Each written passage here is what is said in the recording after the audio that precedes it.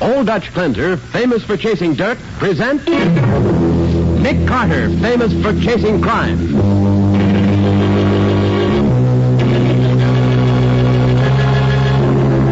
Every week at this time, two great names are joined as Old Dutch Cleanser brings you one of the most resourceful and daring characters in all detective fiction, Nick Carter, Master Detective.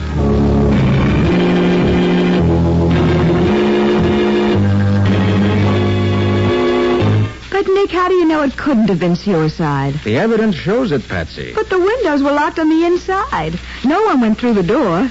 If it was murder, how was it done? The same evidence, Patsy. The bottle tells how and why it was murder.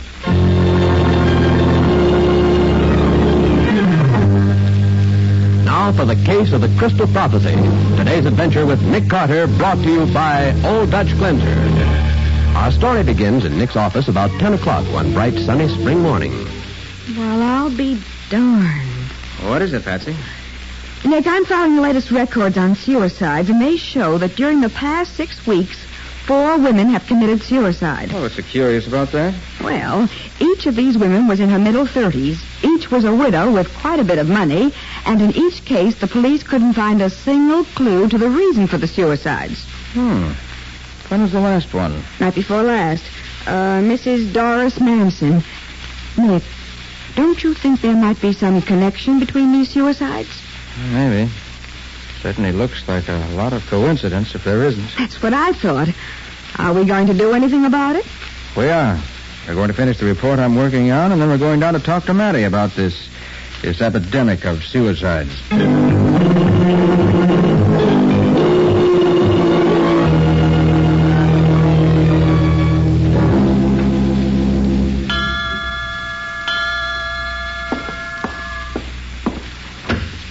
Good afternoon, Hassan. I hope I'm not late. Please to enter, Mem Sahib. You are expected. I get more excited every time I come here. Is Rashid El Bey ready to receive me? Mem Sahib, please to sit there. I go tell Master. Thank you.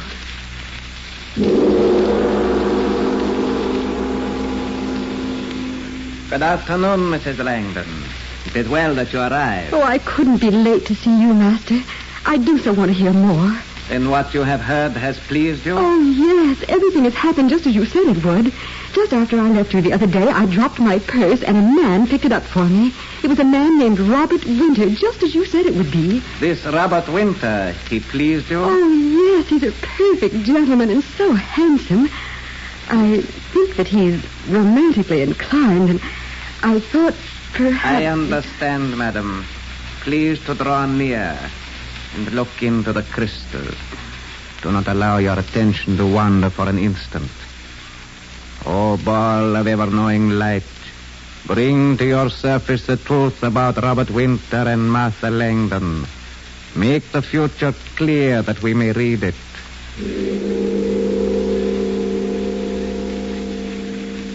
The ball begins to clear. A picture is forming. I see.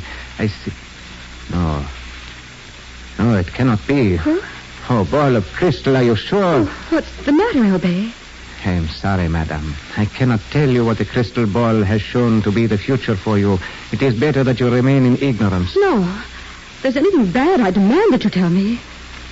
The crystal ball shows, madam, that you will shortly take your own life. Oh, but that's absurd. I have no reason to do away with myself. I am sorry. I am only the instrument through which the pictures are made clear. Oh, but now that I know about it, isn't there any way the future can be changed? It is difficult, madam. Very difficult. Oh, I'll do anything. Anything. Can't you help me? It is possible, madam. How? It is a long and difficult process. It will mean that I must deny myself to all my other disciples. Much time will be lost. Much money will be lost. Oh, I have money. I'll give you money. To take a great deal of money, madam. I shall have to devote all my time to watching over you until the danger is past. How much would that be? It would be $100,000. Oh, no, I can't pay that much. It is well known that Madame wears pearls worth that amount. Give up my pearls? Pearls mean nothing, Madame, when the owner is dead. No. I have enough willpower to keep from killing myself. And if necessary, I can hire somebody to watch me day and night for much less than $100,000. As you wish, madame. But it would not be I wise won't to... pay that much to anybody for something I should be able to do myself. No, thank you. As you please, madame. Good day. And may I wish you everything that fortune will bring you.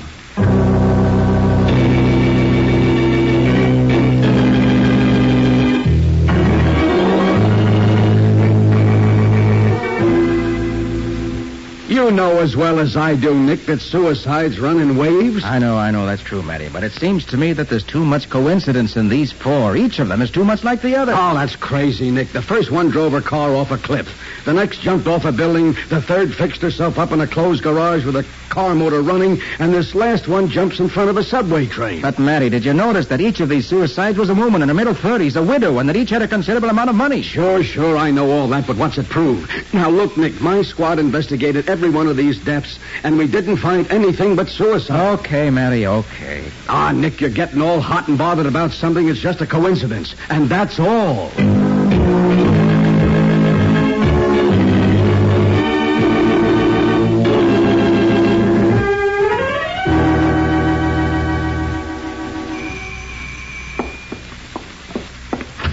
Oh, Robert, how nice. Come in. Hello, Martha, my dear. I hurried over as soon as I got your phone call. What's wrong? It's Rashid El Bey. He told me the most awful thing. Really? I've known him for a long time. I never heard of him saying anything that didn't come true. Does everything really come true? Indeed it does. I'll never forget poor Doris Manson. He told her that she was going to take her own life. And did she? Yes, poor thing. She was standing on a subway platform one day when the train came along. She'd jumped in front of it. Oh, how horrible. Robert, El Bey told me that I was going to kill myself. Oh, that's terrible. Isn't there anything we can do? El Bey said that he could do something about it, but it would cost me $100,000. I told him I couldn't afford to pay that much. Not when your life is in the balance? No. I can't believe I'm going to commit suicide. I've never known El Bey to be wrong. I think it would be better for you to pay him, Martha. I'm not going to do it. Very well, my dear. You know you can count on me for any help you need. Oh, thank you, Robert. I know I can. Now, how about a glass of your fine port? It'll do us both good. Oh, I think that's an excellent idea. I'll get it.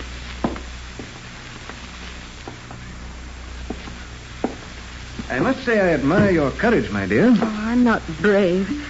I just won't part with all my money for something I don't think will happen. Well, the wine will make you feel better. Wine always helps.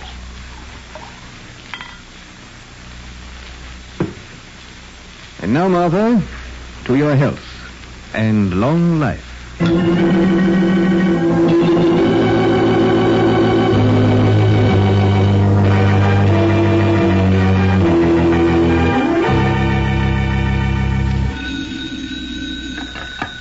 Hello? Hello, Martha. This is Camellia Huntington. I just called to see if you'd received my invitation.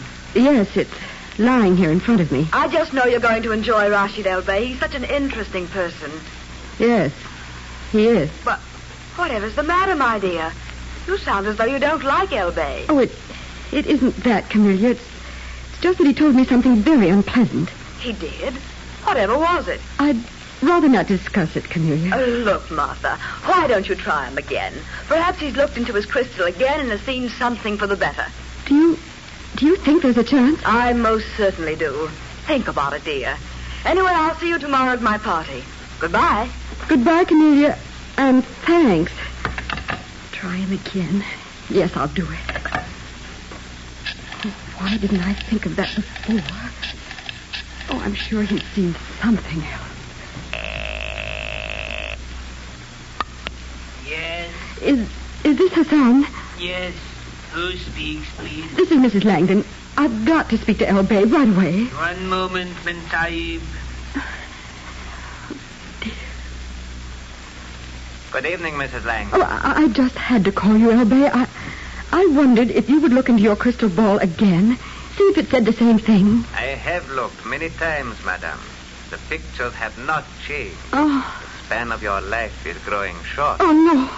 I beg of you to reconsider before it is too late. Well, I won't reconsider paying you $100,000 if that's what you mean. Alas, then, what is written will be so. I am sorry, madame. The sands of your life run out rapidly. Oh, I never should have called him in the first place. It scares me so. Perhaps I'd feel better if I drank a glass of wine. Now, maybe this will lift me out of this terrible mood. I certainly hope so. What? I've got to...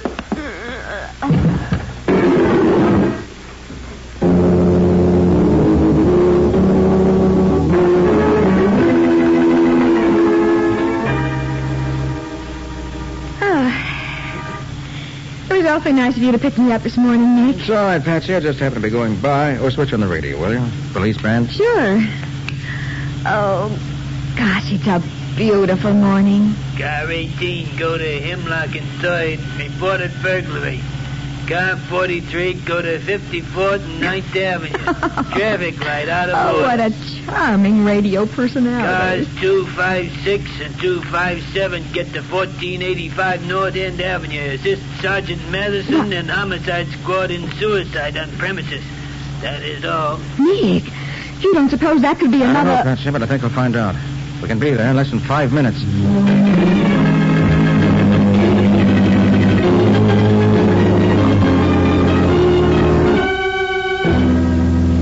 Well, Matty, what's the verdict this time? Oh, I don't know, Nick. I just got here myself. Only had time to find out that this is the same kind of case as the ones we were talking about. What? You mean the one who committed suicide was a woman? Yeah. In her 30s and wealthy? That's right, Patsy. I suppose we'll go in and take a look. Yeah, sure, Nick. She's right in here, in the library. Right. Well, there she is. The late Martha Langdon. Say the cause of death was cyanide, judging by the smell. Yeah, I noticed the bitter almond smell, too. Did she leave a note, Sergeant? Not that I've been able to find. She didn't leave a note, Patsy. But it looks as if she tried to leave us a message. Yeah. What do you mean? I don't see anything. Oh, look, Matty, in her hand. Oh, I've already looked at that. It's nothing but an invitation to some swank tea party. Coming off this afternoon. Well, let me see. Mrs. Camellia Huntington requests the pleasure of your presence at an afternoon tea in honor of Rashid L. Bey, noted analyst of the outcasts, so on and so forth. Yeah, well, what makes you think that means anything, Nick? Well, how does she happen to be holding it in her hand when she died? Well, she could have picked it up before she knocked herself off. No, I don't think so, Matty. It wouldn't be easy to open a bottle, pour out a drink, and hold onto a card like this at the same time. She must have put it down before she poured herself the fatal drink. Well, that's right. Yeah. So she must have made a superhuman effort to pick it up again. Remember, cyanide acts almost instantaneously. I don't know.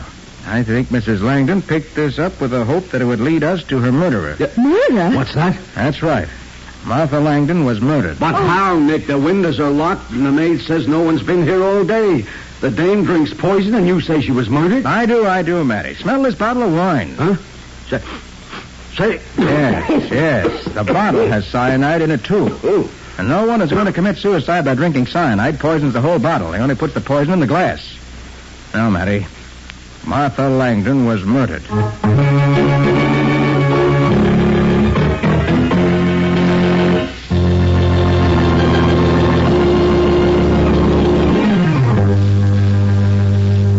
Back to the case of the Crystal Prophecy. Today's adventure with Nick Carter, brought to you by Old Dutch Cleanser. As we pick up our story, Nick and Matty are talking to Robert Winter, who says he hurried over to Martha Langdon's home as soon as he heard of her death. Mr. Winter, do you know anything about this tea Mrs. Camellia Huntington is giving this afternoon? Why, yes, I'm attending the party myself. Well, can you think of any reason why Mrs. Langdon should have picked up this invitation in her dying moments? No, I can't. It'll probably be a very dull affair. Uh-huh. Well, thank you very much, Mr. Winter. Quite all right. I only hope you're able to catch Martha's murderer. Goodbye. Oh, Mr. Winter. Yes? Did you happen to know Mrs. Nora Church? Why, yes. And Mrs. Doris Manson? Yes, I did. Thank you, Mr. Winter. Thank you very much. Nick, do you suspect Mr. Winter? I don't know.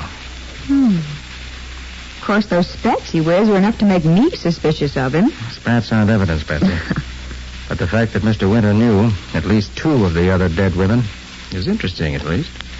And the fact that he's going to Mrs. Huntington's party this afternoon also interests me. You think all those other women were murdered, too? I'm positive, Patsy. But proving it is going to be something else. Well, come on. Where to, Nick? I want you to go home and get prettied up.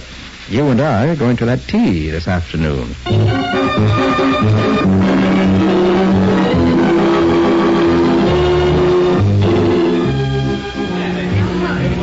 Well, quite a party, isn't it?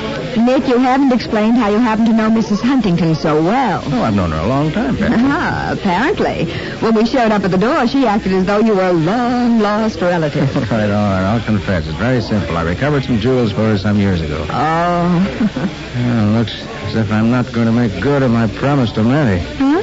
Told him I'd keep an eye on Winter, but he seems to have disappeared in the crowd. Well, nobody can get out of this room without passing us. Yeah, that's right. Mm-hmm. Attention, please, Effendi. Oh, something's going to happen, Nick. Yeah. Effendi, it is the time for the appearance of my master, the master, Rashid Del Bey. Oh, Nick, isn't that a beautiful beard El Bey has? And what a gorgeous costume. Yes, that is quite a costume. Good afternoon, my friends. I am much pleased that you have gathered here to do me honor. I will say no more than tell you it is impossible for me to read my crystal ball before all of you. But I shall be happy to conduct individual readings in a room which our charming hostess has made available. I will retire now to that room.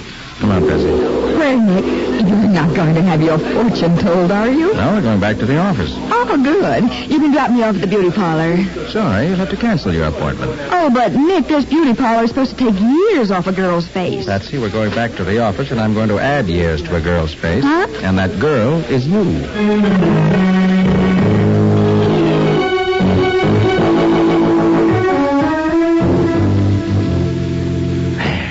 There you are, Patsy. I hope I don't look as funny as I feel. You don't. Your makeup's fine. You look at least 35. That's the worst compliment I ever had. Now, Patsy, remember, whatever happens, I want you to play along. And when you enter the master's presence tonight, don't forget whom you're supposed to be. I won't, Nick. Well, here I go. Good luck. And don't worry. I'll be around somewhere.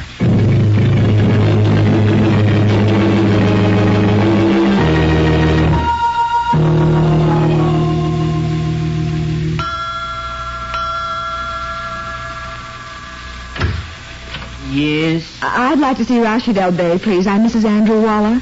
please to come in. Thank you. Mem Sahib will leave purse and hat here. Then she will wait in crystal room. All right. Come, please. Please to be seated here. I go now. Tell master. Thank you.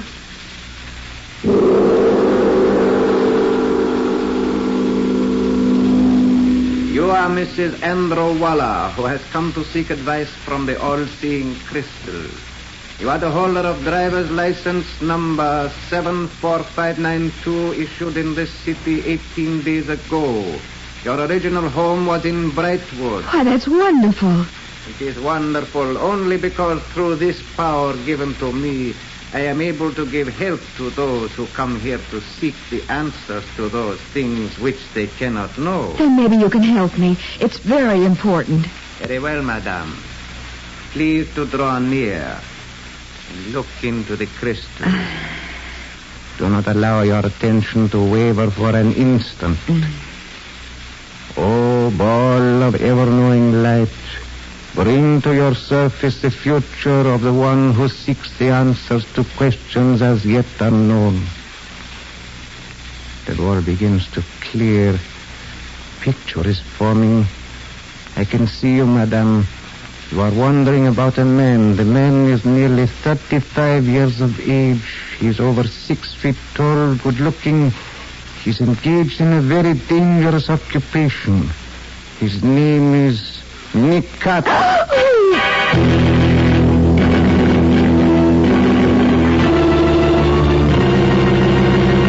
Well, it looks as though Nick's plan to have Patsy disguise herself as an older woman and gather evidence in Rashid El Bey's apartment has backfired. In a moment, we'll hear the conclusion of this adventure.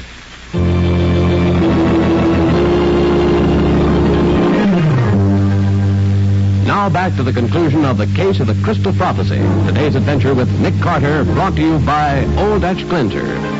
As we return to the story, Rashid El Bey says, If you move, I shall be forced to use this gun. Oh, You are very foolish to come here, my dear young spy. how did you know who I was? A very regrettable mistake on your part. You were careful to place forged documents in your purse, but you also left the real one in it. Your appointment at the beauty parlor in your real name. Oh, no. Oh, yes. And now I find it necessary to dispose of you. Well, you wouldn't dare. You know that Nick will get you for it if it's the last thing he does. If Nick Carter tries to get me, it will be the last thing he ever does. I am much too skilled in the art of having people commit suicide to be caught by a mere detective, even a detective of Mr. Carter's reputation. Then you did kill those women. Of course, my dear. Why? What have they done to you? They were stubborn. They refused to pay to keep from committing suicide. So they did kill themselves, as I arranged. Oh. Hassan! Hassan! Yes, master. What kept you? I was in the rear, master. Take this girl out to the car. I will join you. Miss Bowen is going to commit suicide. You're making a mistake. Nick knows all about you and what you're doing. I doubt that. But even so, it will do no good. You are on your way to your grave. Oh, no. Hassan, take her away. Yes, master. Nick. You know what to do, Hassan. Yes, master. Go away. I am going. Bet that's the first time you ever rang that gong with your head. Oh, Nick, is that you? It is. Oh, golly, I thought you were Hassan. That's what you're supposed to think. Now, I'll just rip off the master's false whiskers so that when Sergeant Madison gets here, he can book him for murder under his real name, Robert Winter.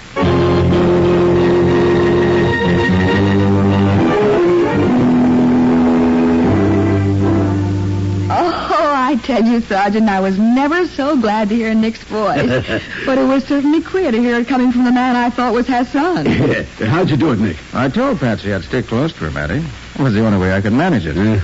Well, I got into the apartment, knocked out Hassan, made it a quick change so I could pass for him. Well, you certainly look like the real thing to me. I thought you were going to take me out and boil me in oil. Oh, Patsy, you know I wouldn't do that to you. Oh, Nick.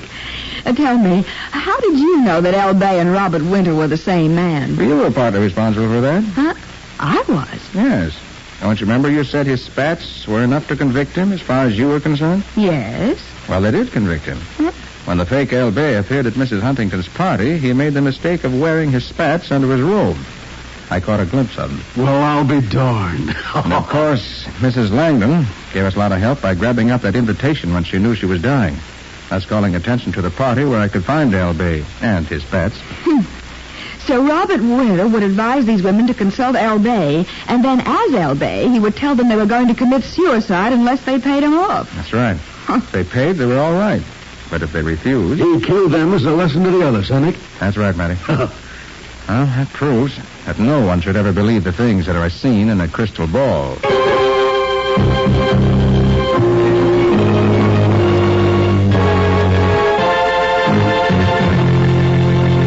Well, Nick, how about a few advance hints about the adventure Old Dutch Cleanser's going to bring us next week? Well, Bob, before I tell you about next week's adventure, I want to remind our listeners that the Red Cross is carrying on in peace just as in war. In any disaster, flood, tornado, hurricane, or epidemic, you'll find the Red Cross on hand with shelter, food, clothing, and medical care. But this is just part of the story of the activities of the Red Cross, so it's no wonder that the Red Cross needs funds.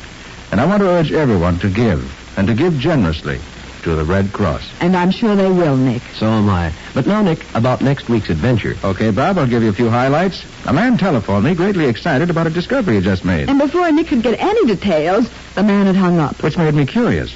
And from then on, we got mixed up with red pencil lines in a phone book, a list of perfume shops. A junkyard, a trip to sea in a crowded barge, and a... Whoops, Patsy. Huh? Save something for next week. What do you call the story, Nick? I call it The Case of the Smuggled Perfume.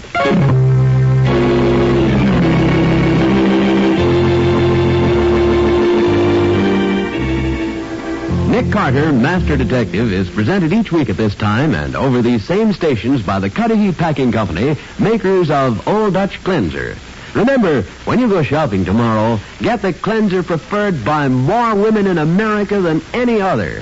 Old Dutch Cleanser.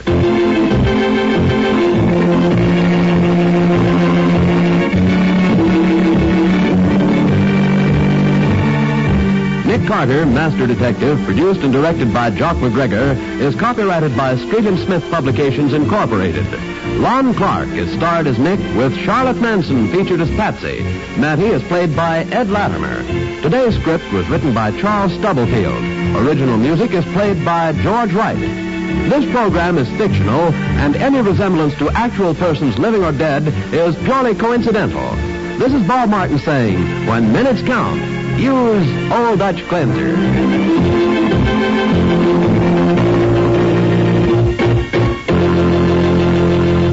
This is the Mutual Broadcasting System.